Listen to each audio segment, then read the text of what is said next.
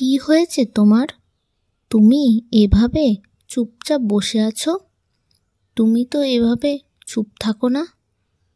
বলো আমাকে খুলে, কি হয়েছে তোমার? আরে মুন্নি, সর্বনাশ হয়ে গেছে। আমি এবার কি করব কিছু বুঝতে পারছি না। কি হয়েছে তোমার? আমাকে খুলে বলো। মুন্নি, আমার কাজটা চলে গেছে।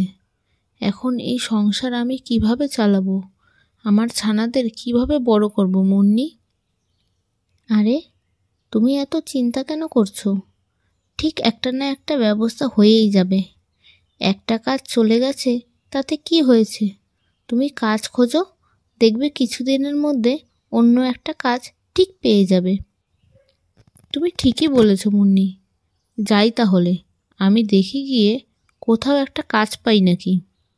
এই বলে মুন্নির স্বামী সেখান থেকে চলে গেল। মুন্নু কদিন ধরে এদিক ওদিক ঘুরে বেড়াচ্ছিল, কিন্তু কোথাও একটা কাজের সন্ধান পেল না। এদিকে তাদের হাতে যেটুকু জমানো টাকা ছিল সেটিও ক্রমশ শেষ হতে লাগলো। মুন্নি, আমি তো একটা কাজও পেলাম না। এদিকে ঘরে যা আনাজপত্র ছিল সবই তো প্রায় শেষ। এখন তাহলে কি হবে? তুমি কিছু চিন্তা করো না, আমি কালু দাদার কাছে যাচ্ছি। দেখি কালু দাদার দোকান থেকে কিছু আনাজপত্র আনতে পারি নাকি। এই বলে মুন্নি সেখান থেকে চলে গেল।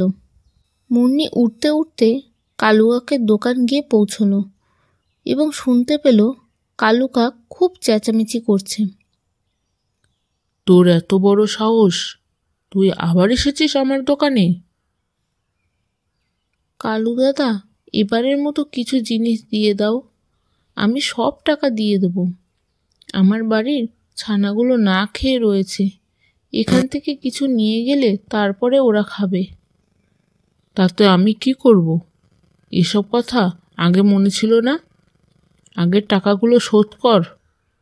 আগের টাকাগুলো শোধ না করে আবার আনাজপাতি নিতে এসেছিস? এত সাহস তোর? যা, এখন এখান থেকে বিদায় হ, টাকা নিয়ে তারপর আসবি। এই বলে কালু বিট্টু পায়রাকে সেখান থেকে তাড়িয়ে দিল। এইসব দেখে মুন্নি চুপ করে রইল। কালু কাকের কাছে যে ধারে কিছু আনাজপাতি চাইবে সেটাও সাহস হলো না। আরে মুন্নি, কি হয়েছে বলো? কি নেবে? কখন থেকে এসে বসে আছো? আর মুন্নুকে তো কদিন ধরে দেখছি না, কোথাও গিয়েছে নাকি? আর বলো না, দোকানের এত কাজ একার হাতে করে পারছি না। ভাবছি একটা জোগালি রাখবো এবার। একথা শুনে মুন্নির মাথায় একটা বুদ্ধি আসলো। সে ভাবল, এই তো সুযোগ, এখনই কালু কাকের কাছে তার স্বামীর কথাটা বলা যাক। কালু দাদা, যদি কিছু মনে না করো তাহলে একটা কথা বলবো? হ্যাঁ, বলো। আমার স্বামীর চাকরিটা চলে গেছে, অনেক দিন ধরে একটা কাজ খুঁজছে। তাই তুমি বলছিলে তোমার দোকানে একটা জোগালি রাখবে। যদি আমার স্বামীকে কাজে রাখতে তাহলে খুব ভালো হতো। ও, এই জন্যই মুন্নুকে দেখতে পাচ্ছি না কদিন ধরে। হ্যাঁ হ্যাঁ, পাঠিয়ে দিও, আমি একটা কাজ দিয়ে দেবো। এই বলে কালু মনে মনে ভীষণ খুশি হলো আর মনে মনে ভাবতে লাগলো, খুব ভালো হয়েছে চাকরিটা চলে গেছে, এবার আমার চাকর হবে। এই জঙ্গলে এখন আমি সব থেকে ধনী পাখি। হা হা হা। এদিকে মুন্নি যখন বাড়ি ফিরছিল, রাস্তায় সেই বিট্টু পায়রার সঙ্গে দেখা, যাকে কালু কাক একটু আগে দূর দূর করে তাড়িয়ে দিয়েছিল। কি হয়েছে তোমার? তুমি এভাবে কান্না করছো কেন? আমার কারখানাটা হঠাৎ বন্ধ হয়ে যাওয়ায় আমার কাজটা চলে যায়, এই জন্য সংসারের অভাব দেখা দেয়। তাই কালু দাদার কাছ থেকে কিছু আনাজ আনতে গিয়েছিলাম ছেলেমেয়েগুলিকে খাওয়াবো বলে, কিন্তু কালু দাদা দূর দূর করে তাড়িয়ে দিল। একথা শুনে মুন্নির ভীষণ মন খারাপ হলো, কিন্তু তারও কিছু করার ছিল না। কারণ তাদেরও সেই একই অবস্থা। পরের দিন মুন্নু এলো কালুর দোকানে কাজ করতে। প্রথম কদিন সব ঠিকঠাক চলছিল। তারপর থেকে কালু মুন্নুর সাথে দুর্ব্যবহার করতে লাগলো। মুন্নু, আমার দোকান থেকে টাকা চুরি করছিস? কয়দিন ধরে টাকার ঠিকঠাক হিসেব পাচ্ছি না। চোর কোথাকার, বেরিয়ে যা আমার দোকান থেকে। কালু দাদা, তুমি এ কী বলছো? তুমি আমাকে বিনা কারণে দোষারোপ করছো কেন? আমি তো তোমার দোকানে টাকাতে হাত দিই না। তুমি তো টাকার পয়সার হিসাব রাখো।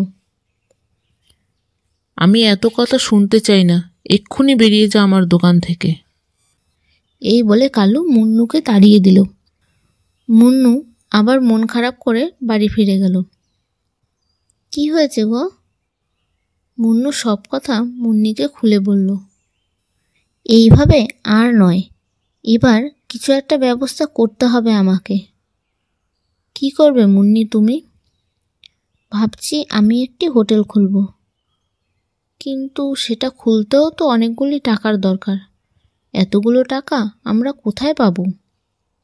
মুন্নি অনেক চিন্তা করে বলল, উপায় একটা আছে। উপায়? কি উপায়? আমাদের বাসাটা কারো কাছে কিছুদিনের জন্য টাকা দিয়ে বন্ধক রাখবো। তারপর হোটেল থেকে রোজগার হলে আবার বাসাটা ছাড়িয়ে নেব। কিন্তু কার কাছে বন্ধক রাখবে মুন্নি? এই জঙ্গলে এখন ধনী ব্যক্তি বলতে কালু দাদা। যাই, কালু দাদার কাছে গিয়েই বলি। মুন্নি কথা মতো কালু কাকের কাছে গেল এবং তার কথাগুলো বলল। তখন কালু কাক মনে মনে ভাবল, আরে, এ তো খুব ভালো প্রস্তাব। এরপর দুদিন পর যখন টাকা দিতে পারবে না, তখন মুন্নির বাসাটাও আমার হয়ে যাবে। আচ্ছা ঠিক আছে, তাহলে আমি 1 মাস সময় দিলাম। 1 মাসের মধ্যে সুদসহ আমার সব টাকা ফেরত না দিলে ওই ঘর আমার। কিন্তু কালু কাক জানতো না মুন্নি সেই টাকা দিয়ে কি করবে। ঠিক পরের দিন সকালে কালু দেখল মুন্নি তার দোকানের পাশে একটি হোটেল খুলেছে, আর মুন্নির হোটেলের প্রথম দিন সবাইকে ফ্রিতে খাওয়াচ্ছে। ফ্রিতে খাওয়ার দেখে জঙ্গলের প্রায় সকল পাখিরা মুন্নির হোটেলে এসে হাজির হয়েছে। মুন্নির হাতে রান্না ভীষণ ভালো ছিল, তাই সবাই তৃপ্তি করে খেল। চাচা, রান্না তো দারুণ হয়েছে। এবার থেকে বাড়িতে আর রান্নার ঝামেলা করব না। ভাবছি মুন্নির হোটেল থেকে খেয়ে যাব। এইভাবে মুন্নির হোটেল রমরমিয়ে চলতে লাগলো এবং হোটেলে বিট্টু পায়রাকেও কাজের জন্য রাখলো। এর 1 মাসের মধ্যে কালু কাকের সমস্ত টাকা শোধ করে দিয়ে তাদের বাসাটা ফিরিয়ে নিল। এরপর কালু কাক মুন্নিকে অনুরোধ করল যাতে তার হোটেলের জন্য আনাজপত্র যেন তার দোকান থেকেই নেওয়া হয়। এর থেকেই বোঝা যায় সময় চিরদিন সবার এক রকম যায় না, দিনও পরিবর্তন হয়।